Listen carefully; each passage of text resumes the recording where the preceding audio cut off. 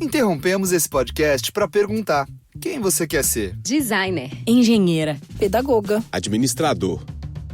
Quer saber? O Senac EAD é nota máxima no MEC. Tem cursos de diversas áreas, com conteúdo elaborado por especialistas do mercado e professores mestres e doutores. Ainda tem o Senac Carreiras, conectando estudantes a vagas de emprego em todo o país. Saiba mais em ead.senac.br/graduação.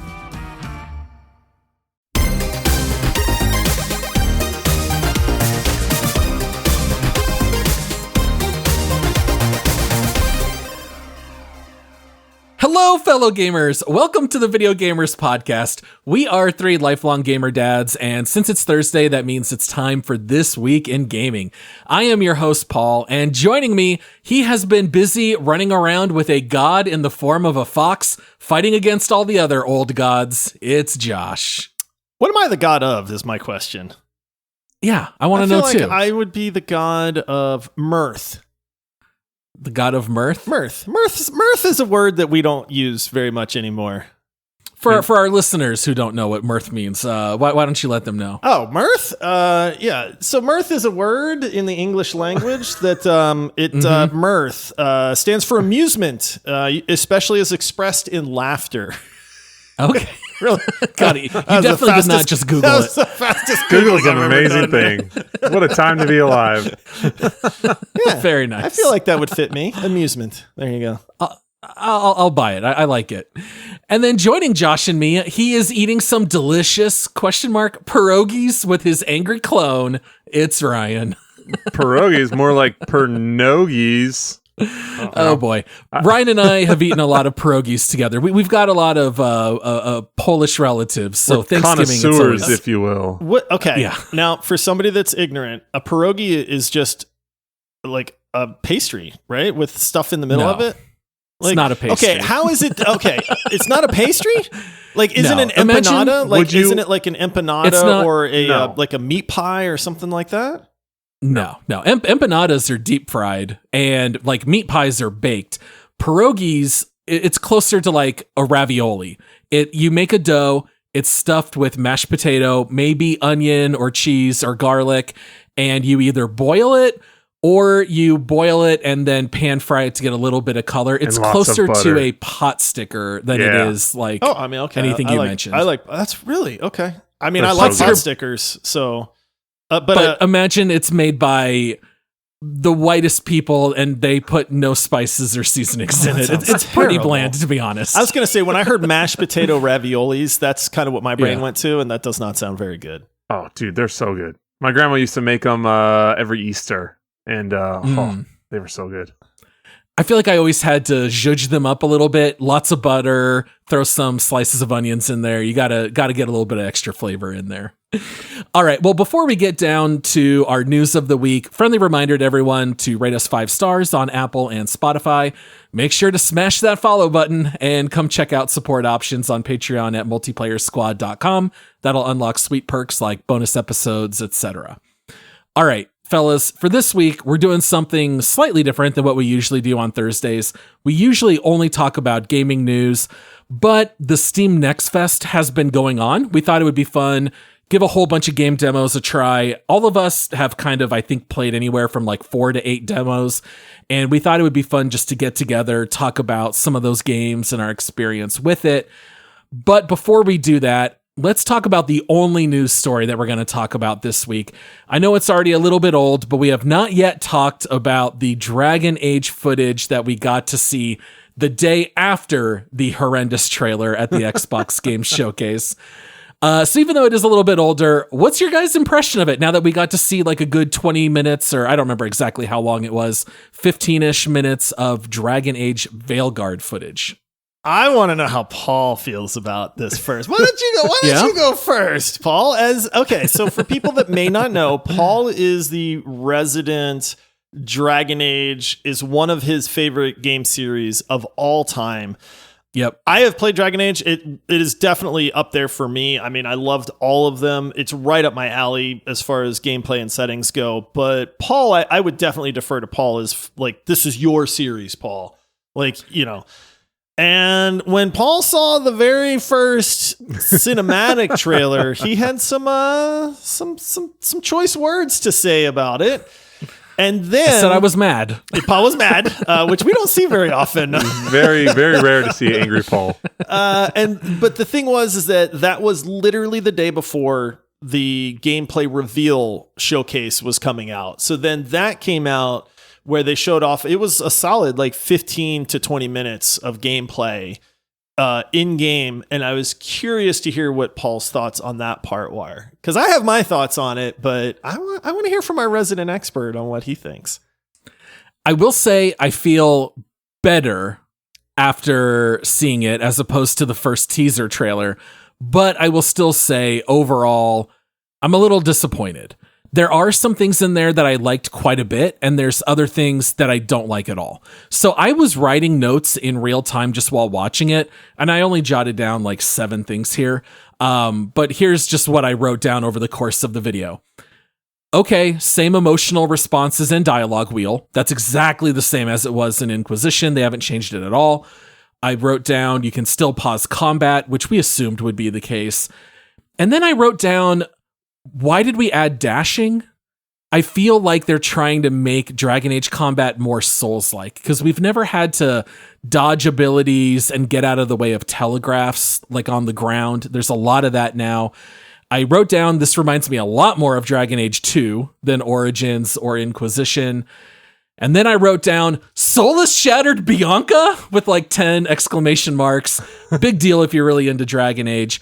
And then I finally wrote down, I don't like that it seems devoid of team combat, because you are always running around with your squad, and in all the other Dragon Ages, you can switch to and control the other players. You get to do their skill points, you can control their abilities and cooldowns. In this, it seems like they stripped it back. It seems to be much more fast-paced combat. You seem to really kind of run around and fight on your own, but if you bring up your ability wheel, it does show combos that you can do with your allies, but it doesn't seem to me like you get to control them. So I don't know if that is maybe coming later in the game and maybe it is still there, but that has me a little bit worried. I am with you in the, if you are stripping away my ability to play whatever character I want at any given moment, I have a big problem with that, because that was one of the things with Dragon Age is that you could always do was you had this cast of characters, you had this party that was larger than you could take with you. So you always had to like leave people at camp, and you could swap people in and out and say, hey, you know what? Let me mix up the gameplay a little bit. I want to try rolling with this character, and I'll leave that one back at camp and things like that.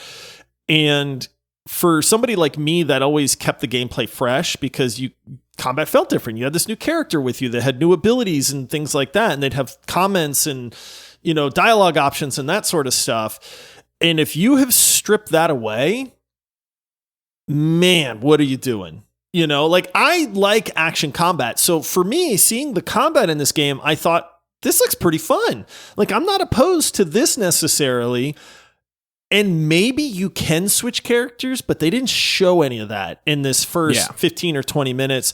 All they showed was you playing as Rook, if I remember the name right. I don't know if that stands for rookie or whatever the character's name Rook was.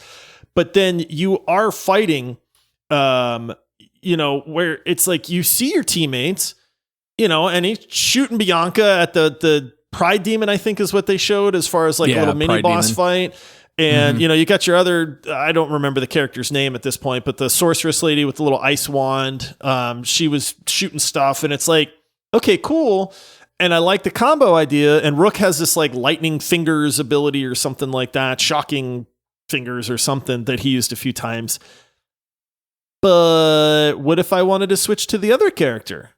And they didn't show any of that. And to me, that's a huge worry, because as much as I like action combat, what made Dragon Age was that ability to just swap at will and say, hey, I want to play this guy. I'm going to nuke this character from afar because it's too tough in melee range. Or maybe I need to actually actively play the healer so I can keep my characters alive. And if that is in the game, I think I'm all for it, to be honest. Like, the change in art style, the change in combat to a more action-forward combat, all that stuff, I don't think I have any issues with whatsoever. But if they are stripping things away that really kind of made Dragon Age, I'm not only a little worried, I'm a lot worried. Like, I think the game will still be fun, but it doesn't feel like Dragon Age at that point.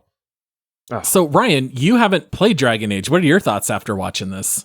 Well, you messed up what I was about to do. I was about to troll everyone and say how excited I am for the new stuff because I hated the old Dragon Age. So that's out the window. But cut. But I think yeah, I mean I'm worried. Anytime they take away the ability to just, I mean, because if it's gameplay you love and gameplay that made it such a foundation to why the game was great, I don't understand why everyone always wants to tinker with things and tweak stuff. If it works, if it ain't broke, don't fix. You don't got to try to fix it. So, I just the biggest thing for me is as this all came out and how angry Paul got. I just kept thinking of Godfather, where he's like, "Look at how they massacred my boy." Yeah, 100%. Over and over. So I'm very tentatively like excited. I want to see it. I really want to get into this series. I want to join you guys and experience it all. So hopefully it meets your guys' level, once it's released, and then I'm sure I'll enjoy it too. Yeah. To steal a comment I saw on YouTube, better than I feared, worse than I hoped. And that's exactly where I feel right now. That's a good one, yeah. Yeah. I think the game, just speaking as a whole, I mean, I think the game looks awesome. If this was not called Dragon Age and somebody just said, here's a game coming out, that just is untitled game, right? And they showed off all this gameplay, I would be in. Like, totally agree. Man, this game looks awesome, dude. Like the presentation, the combat, like the world, the characters, the voice acting, like all this stuff looks top notch. So I am not saying I think the game looks bad. I'm just saying I'm worried that they stripped away some of what made Dragon Age. So I'm optimistic that this game will be fun. I'm just a little worried that it's not going to feel like Dragon Age in this iteration. If they call it Dragon Age, but we're running around with AI-controlled companions the whole time, and it's more like Dragon's Dogma, yeah. See, that's not what we want out of a Dragon Age game. No, exactly. Yeah. Well, we'll just have to wait and see. I'm not saying I'm optimistic, but I'm not giving up on it. That's for sure. Hopefully it'll carry on the mantle and be worthy of the Dragon Age name. All right, we got to move on to the Steam Next Fest. So if anyone isn't in the know, they do these pretty regularly, hundreds of game demos available to test out and play. I know there are a few that at least two of us checked out, and there's a few that all three of us played. Let's go ahead and open up by talking about the biggest name from the Steam Next Fest. It's one of the most wishlist games on Steam, Once Human. So this is a game that I did some beta testing a couple months back. We talked about it. This is the game you might remember. I said it plays largely like Rust. It has Ark's form of progression to unlock recipes. It's got a nice dash of The Division, in my opinion, with like the map and some of the gunplay. And you get to do raids with larger groups of people. It's also super weird. Josh, now that you've had a chance to play, like we all saw like the walking bus with the legs, but now that you've actually played it, I was kind of curious to know what you thought. It's a weird game. It is a weird game. They give you a fairly good tutorial that made no sense to me, to be honest. They're trying to explain these, like the world, and then you get these, what's the name of the deviants? The deviants, right? Isn't that the, right? So it's like, and a raven is teaching all this to you. Yeah, there's a weird raven thing that's teaching you. You have this deviant butterfly.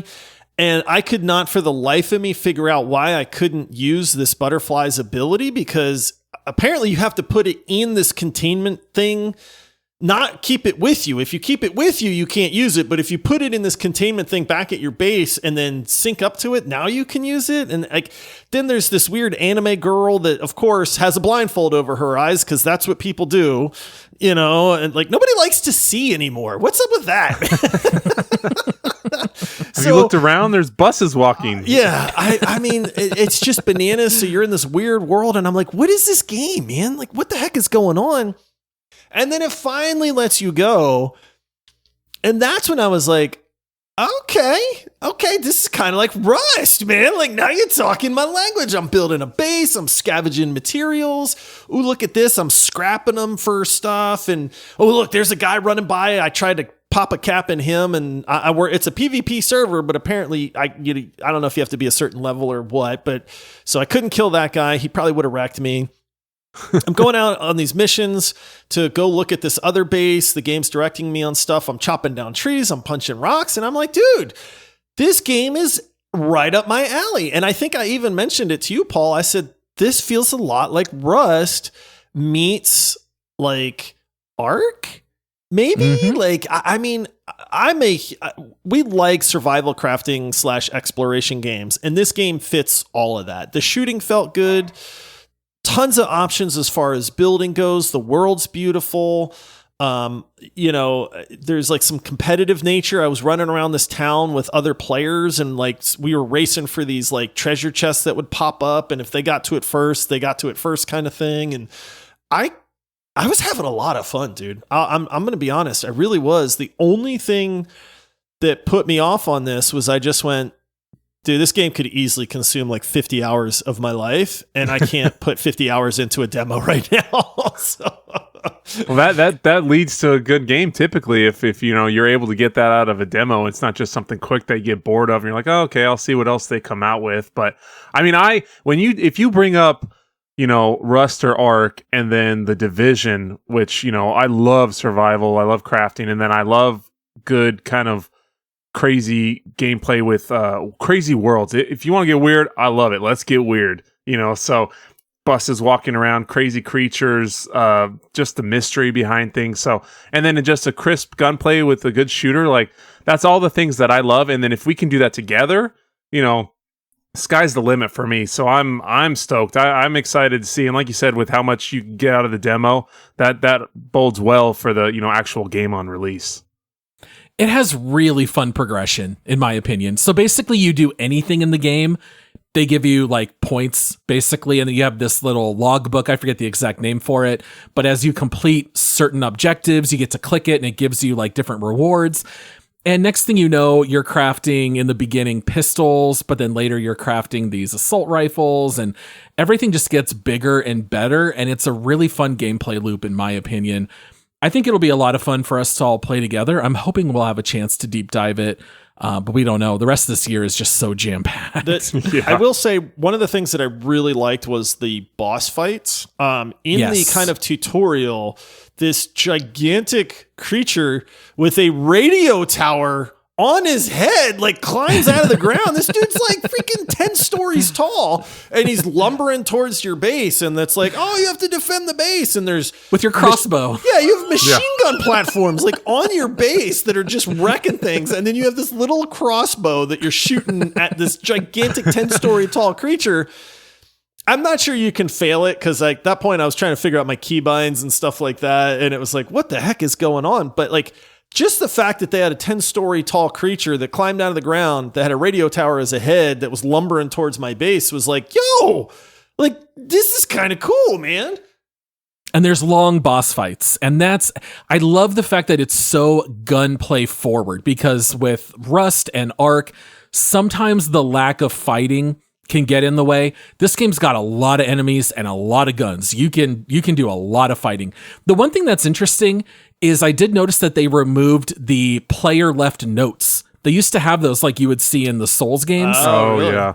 They got rid of it for this, so I don't know if they're going to keep it or not, but I always appreciated that, because they would have things like treasure chest up on roof, and then you would like know, okay, there must be a way to get up there.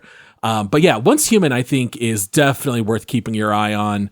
That one, I think, is going to be a blast. The demo really sealed the deal as far as this being a full and complete game. Like I said, I quit because I just went, I can't put 12 hours into this game, but I kind of want to put 12 hours into this game, and that bodes well. So I am curious to see where it goes and if we go with it. And I know we got to move on, but real quick too, just with the boss fights, you guys mentioned that. How cool is it? Because there's so many you can only do so much. This guy, he's got a ton of armor and he's super strong, or this or that. But with this, the weirdness of the world. You can create anything. So it lends itself to just expansions and just crazy wild boss fights that I'm hoping will just be memorable. Remember when we fought this guy or that guy, and it gives a weird individuality to the boss fights instead of just another, bullet sponge that you just got to take out, with some weird mechanics. So yeah, I'm excited. And a very weird and small Pokemon aspect where when you kill these creatures, you can capture them as like a deviant, and it's straight up out of Pokemon. Like you sit there and try to absorb it, and you see the percentage of like chance to capture it and stuff too. So it's got a lot going on for it, man. I'm actually pretty intrigued on this one. And good quality of life. You get a summonable motorcycle anywhere you want. It's got some fast travel. So it doesn't have some of the annoyances some of those like open world survival games can have. All right, well, let's go ahead and take our break, and then we'll come back. And I know that we're going to talk about our number one favorite game from the Next Fest. Chegou a melhor parte do podcast. É hora de provar a melhor Coca-Cola.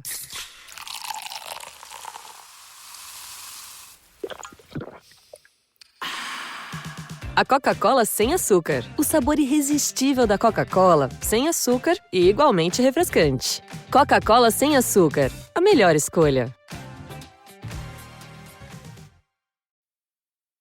All right, we are back.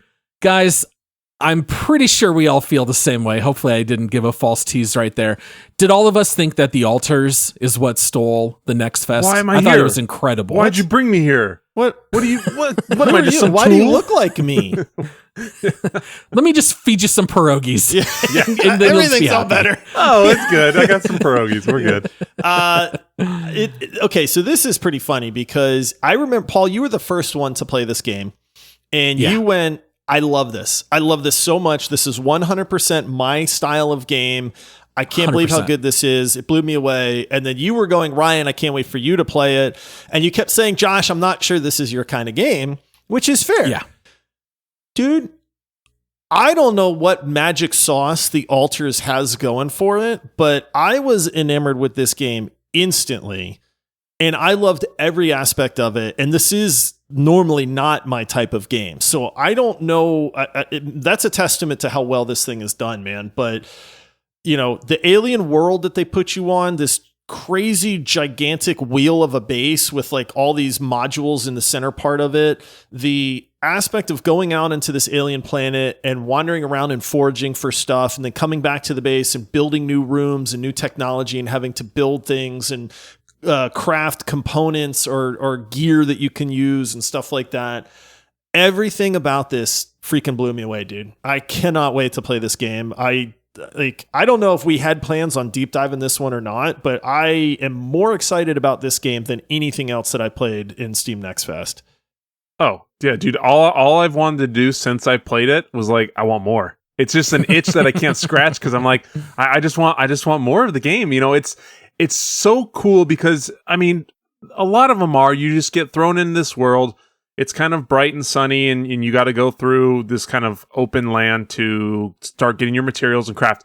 On this one, it's such a contrast because you're on this alien planet. There's this crazy atmosphere to it. It's dark. It's deep. There's impending doom. There's all of these cool features that lend itself to just an awesome experience, so you have this altar, you can, and it's not, you don't have to build this base kind of off to the side. You have this altar that you can, I even loved like how it would pan out, and then you can kind of adjust the tiles and move your elevators, and there's just so much cool features just with that. And then the exploration and you find these like steam fissures where there's minerals or whatever to harvest, and you run the power back to your altar. There's too much to list, but the second Paul was saying you got to try this, Ryan, and I got on, I was like, dude, you weren't kidding. This is awesome, so I am beyond excited. It is definitely the best one of all the release things that I tried that just blew me away. Well, and it tries to accomplish so much. And that was kind of my worry, because you've got your base building, but then you also have the simulation element where you're cloning yourself, but you get to make different decisions in your background, and the AI computer will simulate all of that when it makes a new clone. So it has differences. So when you bring in your first altar, It's one that decided not to go away to college, instead stayed at home and kind of had more of a blue collar life. And so you get to see the difference in personality and how these two people, despite having the same DNA, turned out a little bit different. And so in the demo, you only get to create one, but we know in the future, we're going to get to decide where do we want to branch the story and how is that alter going to come out different. And you're going to have to deal with like pros and cons every time. And then all the stuff outside the base, I thought it played a lot like a stripped down version of Satisfactory. Like you find that geyser, you build and plop down a giant, factory thing on it, but now you've got to run these tubes back to your base. So there is the element of exploration and base building, and you're doing all this, and I thought all of it worked beautifully well together. It didn't even feel segmented. It feels like one game that just has so much going on. We're gonna have to deep dive it. It's coming 2024.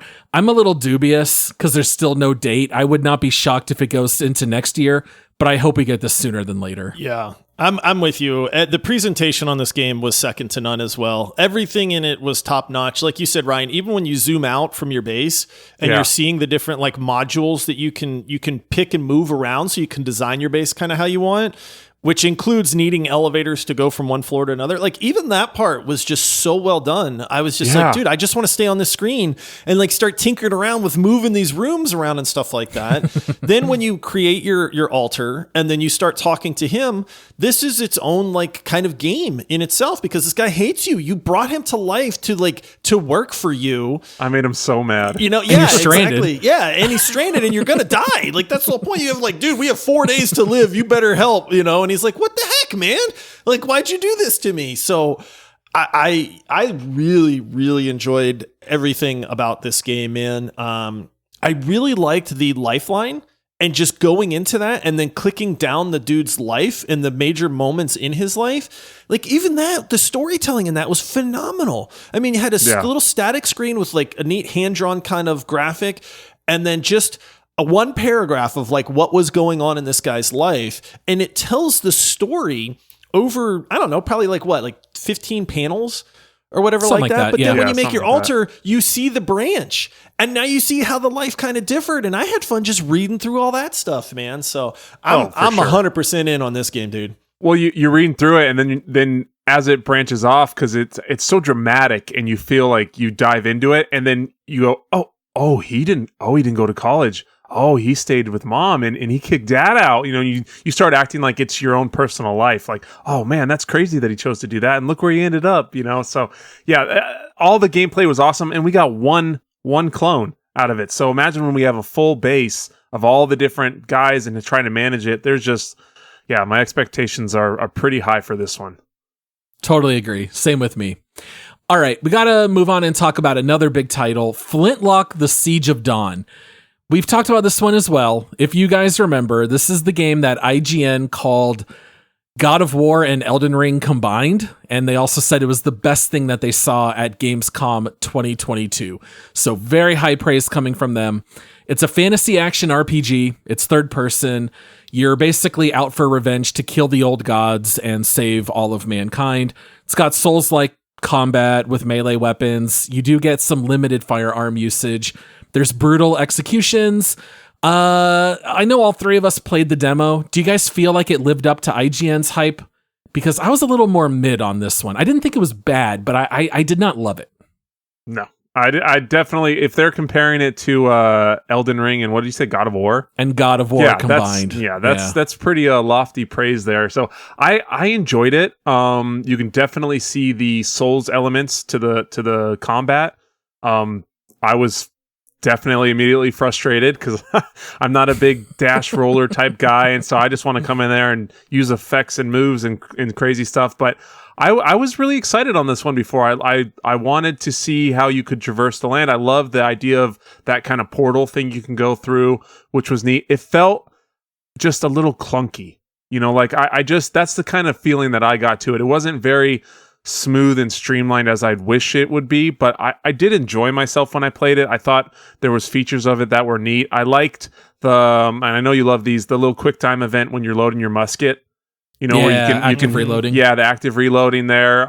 That was really neat because sometimes you pop it open, you forget, and then the guy's charging you, and you're oh crap, and you got to abandon it and dash. I did that a few times, and it was a little tough. I don't know how you guys did on that one boss if you made it to that boss, but I had to kind of take back, look at the mechanics, and like, all right, I need to do this, this, and this, and stick to it instead of just going off script, and then I'll be able to beat them.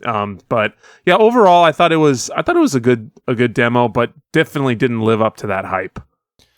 Yeah, for me, it's interesting because I was super hyped for this demo. It was the one that I was like, oh, I can't wait to play this one first. Yeah. And I remember, I think you said it best, Ryan. It felt very clunky to me, which really threw me off. I mean, even like her sprint speed just feels kind of slow and stuff. And then I remember thinking like, dude, no, this is not what I was hoping this game would be. And then you started to get some of your movement abilities where, the game kind of gives you, it's all one long tutorial for the first probably hour. But then you mean the 200 tutorial screens that you have to read, like in Forspoken? I mean, it really, dude, that was the other thing, Paul. So between it being clunky and then I started to get this Forspoken vibe, and I went, oh no, dude, not again. And then they started giving you the double jump ability, and then you could double jump, but then dash or dodge in midair ability. That was cool. And that's when it started to kind of open up for me. And I went, okay, like this is starting to feel better now. I'm not 100% on this game yet, but I will say that I found myself really enjoying playing it. But then even like the musket thing, right? Like you get one bullet, you gotta pack it down, you gotta do the active reload thing, and then you gotta aim at somebody. Well, all the while there's two people shooting at you, and if they shoot you, it interrupts your reload. And then the aiming was really weird. And so I don't know, man. I'm really undecided on this one. I would say that I found myself wanting to play it, but at the same time, while I was playing it, I couldn't help but notice a few of the flaws in it at the same time, like the clunkiness. And the combat didn't feel super fluid. And I know they had this whole thing where it's like you stream together different moves and combos and stuff like that, and then you can decide whether you bank the stuff or not. I got an axe that was like fire and it would set guys on fire. So I liked like the equipment and stuff, but there's just something I can't quite put my finger on that left me not feeling like amazed and instead a little worried. And I don't quite know what it is yet, but yeah, I don't know, man. This one is weird for me because I had fun, but it wasn't what I was hoping it would be either. Yeah, I feel like what I wrote down was just there's a lot going on with combat, but I'm unsure about it. Yeah, I don't know what to think, honestly. Yeah. I do like firing your sidearm to interrupt enemy moves. So instead of just always having to dodge roll, you can just hit them with your gun, and that's kind of neat. And then you can recharge those when you do melee hits. But then your long range gun, you only get, was it 3 or 4 bullets? It was 3. 3 bullets, and you don't get to reload those until you rest at a campsite. Yeah, I mean, it's okay. Did you guys play SIBO at all? I did. I actually played SIBO. I was playing a bunch of SIBO. Yeah. It took me a minute to figure out what the heck I was supposed to do. And then I was like, this is dumb because if I just never move this one piece, they can't ever win. It's too easy. Yeah. And then I was like, what the heck is this, man? So, well, at first when I was trying to figure it out, and then the guy beat me and he started bragging, and I'm like, hold up. And then I beat him a bunch of times. It's like, you can gain no more reputation from beating this character. And I'm like, I don't care. Play me again. Yeah, at first I was like, is this like checkers or something? And it's even like more elementary than that. It's just get 3 pieces next to each other to make a triangle. But sometimes, especially when the board is so small, if you just get them in the right spot, you can just move one piece back and forth endlessly until you run out the clock and you win. So I feel like that was like a little microcosm of the whole game. Like, kind of a neat idea, some issues with execution, and ultimately it kind of failed for me, but we'll have to see. I know that we all played a lot of other demos, and I know that we're basically already out of time, so maybe we can just bring up 1 or 2 other demos, just a few seconds each. I really loved a demo of a game called The Operator. It's like you're working for the FBI, but you're in the office. So field agents call in, you solve puzzles and look up info and try to help them out. But then you get hacked by a hacker, and it turns out there's some more conspiracy stuff going on, and that's when the demo ends. I love that kind of game. And also there's a game called Moon Mystery, where you are abandoned on the moon with like an AI, and it's a small dev team. But holy moly, they put so much stuff into this game. I mean, you are running around with guns, you're dogfighting in space, you're driving a rover on the moon with different physics, you're controlling robots that are gathering mats, you're piloting a submarine on the moon, which is kind of weird. There's like a lot of weird, crazy stuff going on. But everything there kind of ran a little janky. So I'm not so sure about that one, but they really did try to do an awful lot. What about you, Josh? What are some of the other demos you tried out? I tried out a decent bit of stuff. Wizard of Legend 2 is a roguelike, kind of just almost like Hades, but with magic and stuff. It just felt very kind of basic. It was fun for a little bit, but I was just kind of like, I feel like I've done this 1,000 times at this point. I tried a game called Hidden Pass that was a turn-based kind of tactical game. I didn't like it, man. And it was actually ranked fairly high in the demo list, but I just found it to be not fun. I don't know. Like, no shade to the devs. Maybe it gets better as it goes, but it was like I had a limited move set and I made it to like the second stage, but then none of my people healed and I just died. And I was like, what is the point of this? So I don't know. And then I played this game is neat. I'd be remiss if I didn't mention this one, Level 0 Extraction. This was right towards the end of the demo Next Fest, so I didn't really have a lot of time on this one. But this felt a little bit like Lethal Company meets Tarkov in some weird way. Like plus it's like an asymmetrical game, so it's like you have teams of people, you go into this big facility, you're against all the other teams, you're trying to just find scrap and make your way out. But if you come across other teams, it's straight PvP combat. But there's also a couple players that are the aliens that can like track you through walls and stuff like that. And so you have to be careful about sprinting too long because then your heart rate gets too high and the aliens can now detect your heart rate and they come into play. So it's like, not only are you worrying about the enemy squads that are trying to kill you, you're also worried about these two aliens that are hunting you down while you and your teammate are walking through this giant facility in the dark, because you have to use flashlights and stuff. You have to open doors, try to make it out. I got obliterated every like round that I played, like 4 rounds, and I got absolutely wrecked all 4 rounds. So I kind of just went, I'm done with this. But this is one I could see if you had a group of buddies to play with being really neat. Like, it seemed like a very well done game. There was not very much jank to it. The facility was cool and eerie, and you could hear the alien like scuttering around like down a hallway. You could hear people talking because it had like proximity voice chat and stuff too. So really neat premise. It didn't jive with me, but I think it's just because I didn't have anybody to play with either. Yeah, probably. I had that one downloaded. I didn't get to it. But I looked over some pictures and some gameplay and stuff. That was a good comparison, and it looks cool. So yeah. I love those style of games. So as always, if we can all get on together, I'm gonna have fun. So it seems very well done. So that's one. If it sounds like it's up your alley, definitely check it out. Like the gameplay footage and stuff. I'm not sure it's up our alley because the extraction shooter sweatiness, I don't think we jive with too much. But again, I had 4 really bad matches, so that. It was just a bad first impression, but I can say the game itself looks very well done and the premise is really neat. I can see it being a lot of fun for people. Well, and we all know how Josh feels about losing. Yeah, I don't like losing either. So I'll be honest, after like the 4th round, I was like, this game's stupid. And I was like, on to the next one. They're all hacking. Yeah, that's why they call it Next Fest. Next.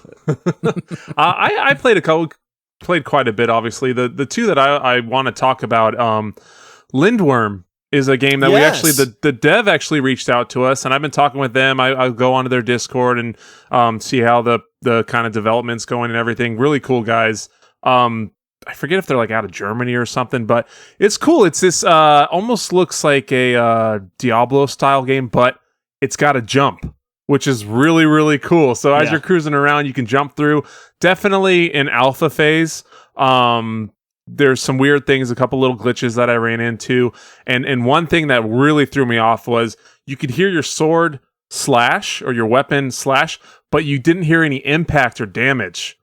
So you're just really? Whoosh, whoosh, whoosh, whoosh, but there was nothing else to it. And so it was kind of throwing me off, but it was fun. You had like 4 or 5 attacks and then like a specialty attack. One, you could like make all these daggers fall from the sky or something like that. So yeah, definitely, like I said, alpha phase, but it was pretty neat to just go in and play a simple game like that. And then another one that I actually really enjoyed was Soul Drifter. It's like a 3D platformer style, but it's almost like a kind of parkour-esque where you're wall running and jumping down and sliding and having a you get like a extra set of wings when you hit these like orbs, and it gives you this extra double jump. And then you have these other ones where it's like your spirit glide or something. You have to hold it, but you only have so much of it, like a stamina bar. And so you have to use it to kind of coast along to get to next platforms and things like that. And there's all different like lasers and stuff that you have to dodge that could kill you. But I actually really enjoyed it for, the hour, 70 minutes or so that I played. It was a pretty game, too. You sent us a screenshot. It was a really neat looking game. Yeah, it was really cool. That stinking level, because you go up and you run out of that stamina, but you have to use it in some areas to like go up these, like, instead of just hopping on those standard like wind fans that take you up, you have to use your spirit glide to go up. But if you already used it on a couple other platforms and it hasn't charged back up yet, you got to time things really well. Otherwise you start all the way back there, at the beginning of that area. So it was tough. It took me a few tries to get through there and kind of learn the platforms and where to use everything. But overall, I had a great experience playing it. I have such a soft spot for platformers. Yeah. I love when people come out with new ones. I will say I love having the Next Fest because every day there's like 50 new games that you can buy and play on Steam, and it's nice to be able to give some of them a free try. The Altars, I feel like if we didn't have that demo, I could see where I was like, hey guys, I know it's really kind of like just up my alley. What do we want to do? And I feel like we'd probably just lay it to the side and we probably wouldn't even try it. I would have just said, that's not my kind of game. If it was like, hey, I need to pay money to play this, I would have just been like, I'm really glad you like it, Paul. It's probably not my style of game, but being able to play it, I was really, really impressed with that one. So, I mean, that's kind of the point, right? It's like, let's give you a taste of what this game is like, and hopefully you like it. And me likey.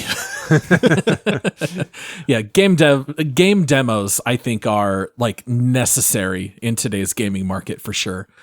Otherwise, like, how are people going to know? There's just a million options. You got to, at least let people try it out. All right. Well, that wraps up everything here for This Week in Gaming. Make sure to go check out support options through Patreon at multiplayersquad.com. Come follow us on socials at VideoGamersPod. Make sure to rate our show 5 stars and come check back in with us on Monday. We're going to be doing a pre-dive, which I think is going to be a lot of fun. So make sure to check that out, and that'll tell you guys what our next deep dive game is going to be. Thank you so much for listening. Until next time, happy gaming. See ya. All right. See you, everybody.